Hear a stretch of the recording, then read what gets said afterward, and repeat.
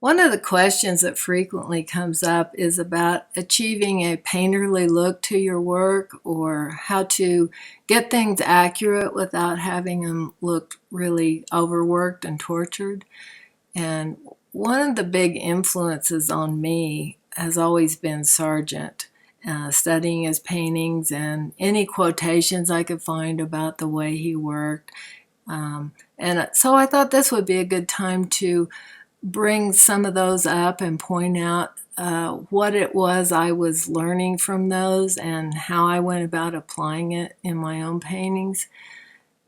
This piece here, this portrait, is by John Singer Sargent, and it's of Mrs. Hammersley.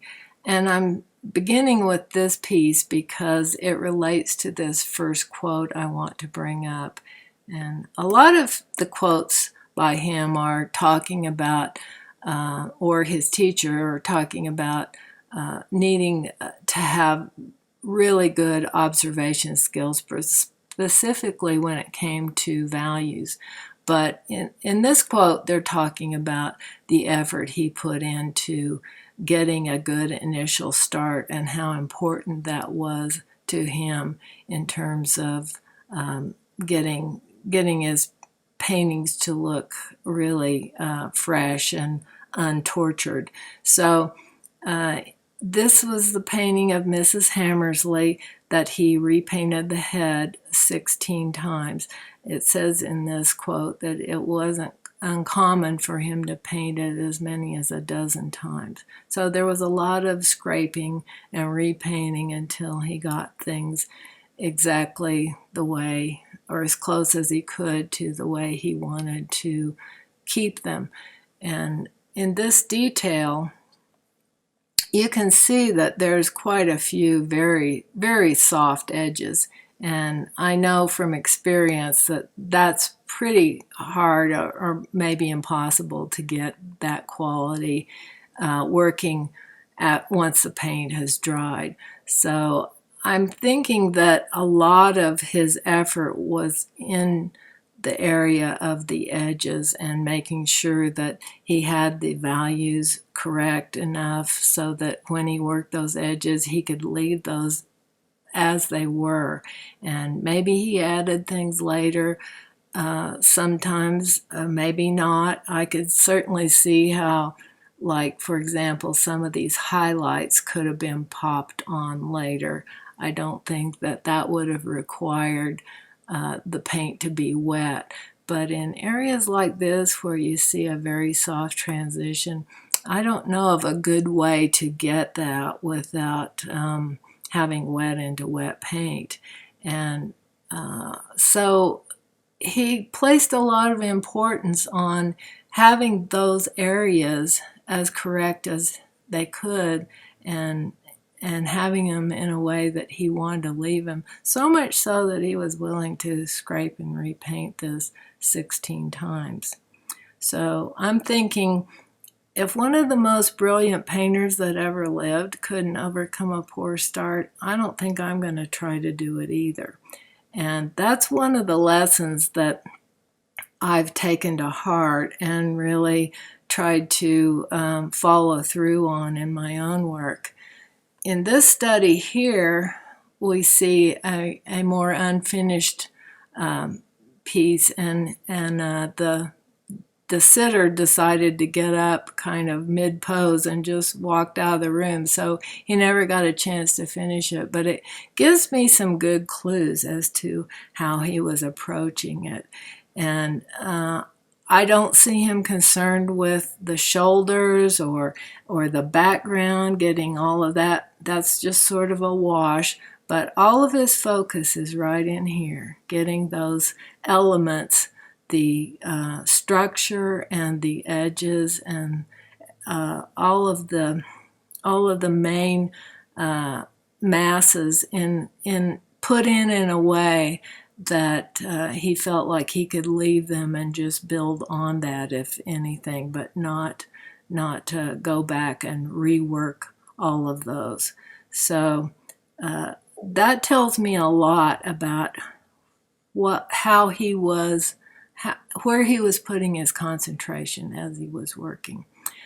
In this next piece, we have an unfinished study of Madame X, and the original, the painting called Madame X, the original is in the Metropolitan Museum, and he felt like at the time that he started this, that the original painting, the paint got too thick on it, and he wanted to redo it, but he never did finish this. But again, it gives me some good clues as to the way he was working. So this was just a copy of another painting, but you can see that he's not concerned with the legs on the table. He's not concerned with, the bottom part of the dress. He's not trying to fill in the entire background. He's focused right in here. And then once he gets that as accurate as he feels like he can, he moves on to some areas, and all of his focus is on that area then. But he's not breaking up his concentration by trying to do everything at once. And in that way, he can achieve more of a freshness in his paint quality.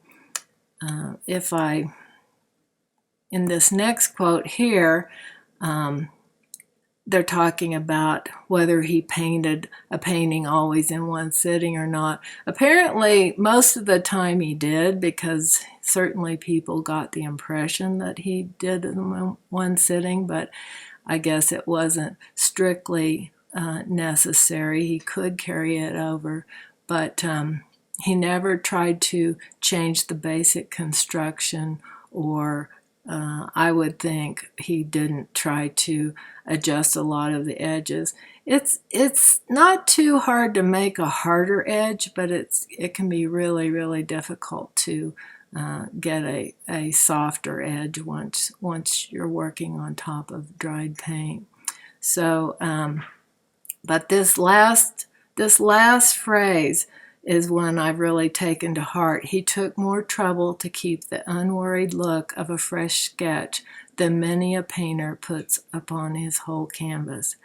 And in my experience, that's what it takes to get that effortless look. You are really putting a lot of effort into that so-called effortlessness. So the way I apply some of these lessons in my own work, basically, when I'm doing a painting like this flower here, this one that's my center of interest, I'm having to put a little bit more concern on composition, because in a still life as opposed to a portrait, I don't have an automatic center of interest. Depending on what's behind the flower and the position of the flower, any one of these flowers could be the center of interest.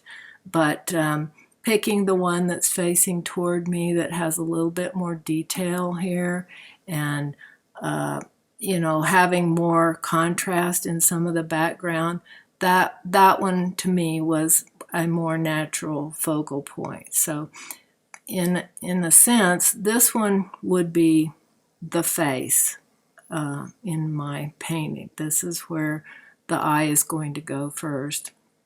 And once I establish those areas, there could be some things that I go back and touch later after the paint has dried, like maybe some of these little detail here. But basically, all of these edges, I'm not going to go back and mess with, because that's going to ruin the freshness of it. And if I don't have that pretty well established, at the end of the day, I'm going to take that area off and try it again tomorrow if the flowers are still holding up.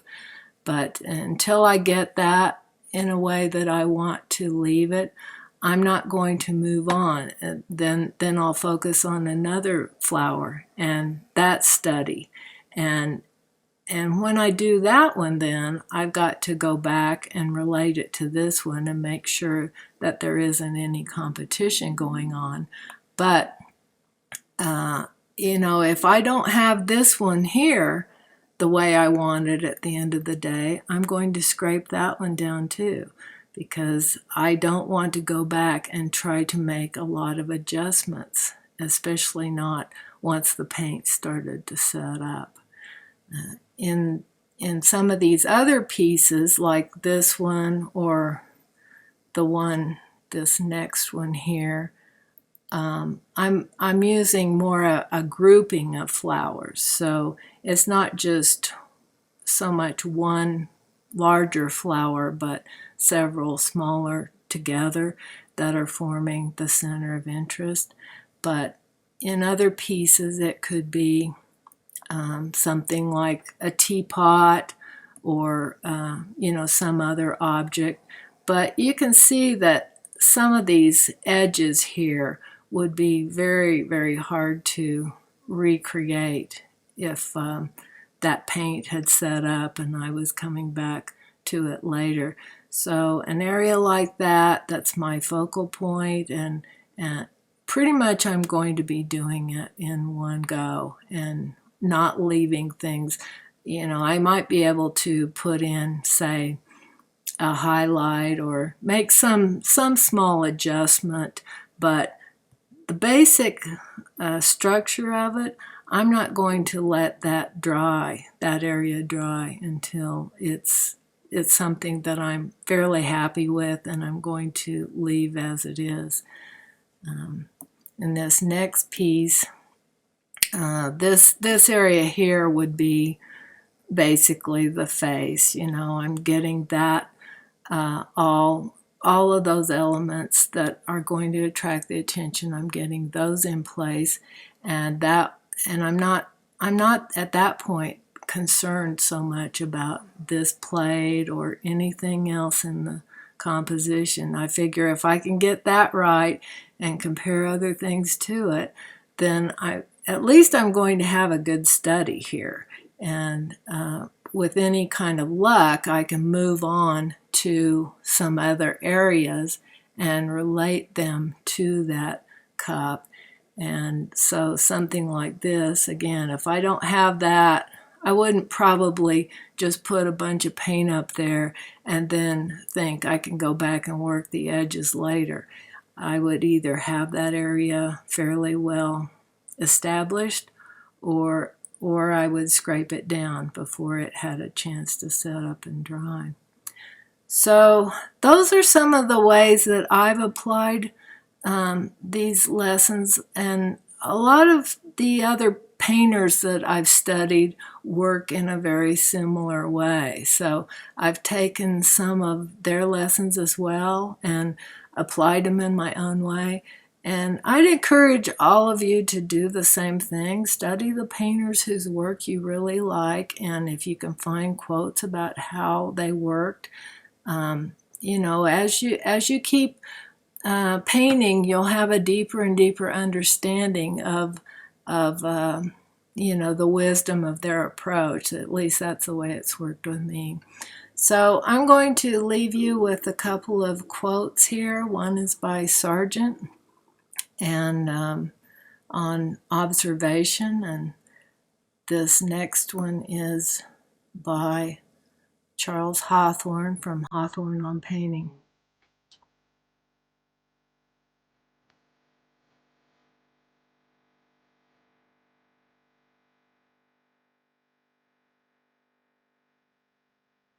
My name is Laura Robb, and I've been a professional artist for over 40 years. I first began taking art classes in Tulsa, Oklahoma while still in high school, and later moved to New York City to study art. My work has been featured a number of times over the years in publications such as Art of the West, The Artist Magazine, and Southwest Art, to name a few. For nearly 40 years, I have continuously been exhibiting my paintings in galleries, museums, and national shows. My teaching career spans several decades, and in this online course, I will show you the methods that experience has taught me work well to get information across to students. When conducting a workshop, I have two main goals. One is to help the students sharpen their ability to observe from an artist's point of view. something we are all continuously trying to improve on. These seeing skills are essential to every aspect of painting, from the relationships of values, color, shapes, and edges, to composition and creating a center of interest. My other goal is to show the students the ways I push the boundaries of what my materials are capable of in order to create a convincing feeling of light, form, and depth in my paintings. The demonstrations will be still life studies in oil, but most of the theories and lessons will apply to any medium or subject matter. Hope to see you in my course.